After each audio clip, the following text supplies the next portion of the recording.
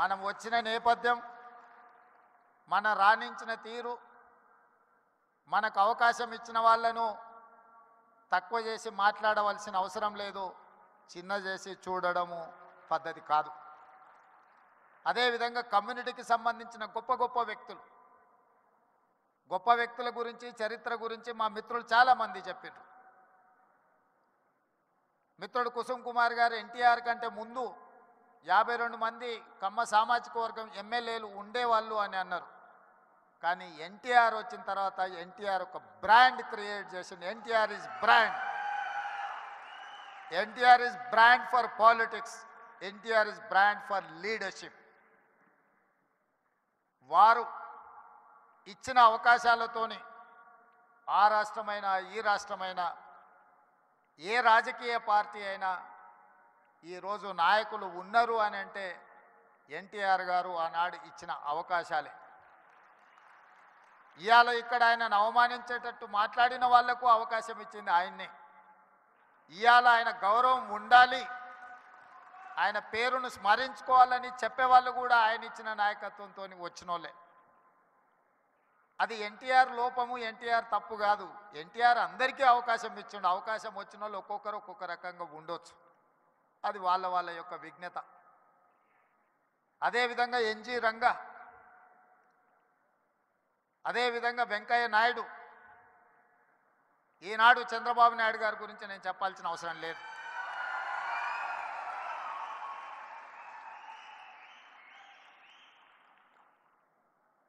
ఈ దేశంలో కాంగ్రెస్ పార్టీకి ఎదురే లేదు. బలమైన నాయకురాలుగా శ్రీమతి ఇందిరాగాంధీ గారిని ఎదుర్కొనే వాళ్ళే లేరు.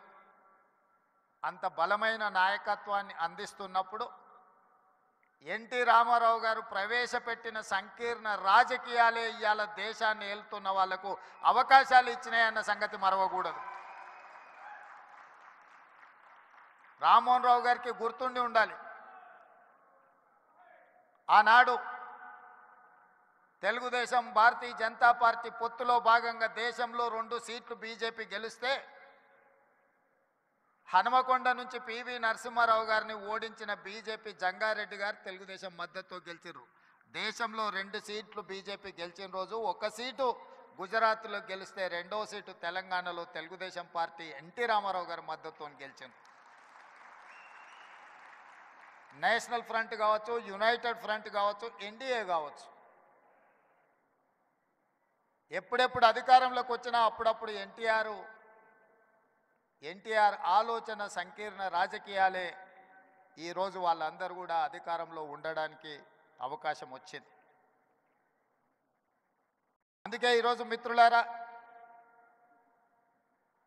మీరు రాణించే విషయంలో వ్యవసాయం నుంచి డాక్టర్లుగా, లాయర్లుగా, ఐటీ నిపుణులుగా, అమరావతి నుంచి సిలికాన్ వ్యాలీ వరకు మీ కృషిని ఎవరు కాదనలేరు.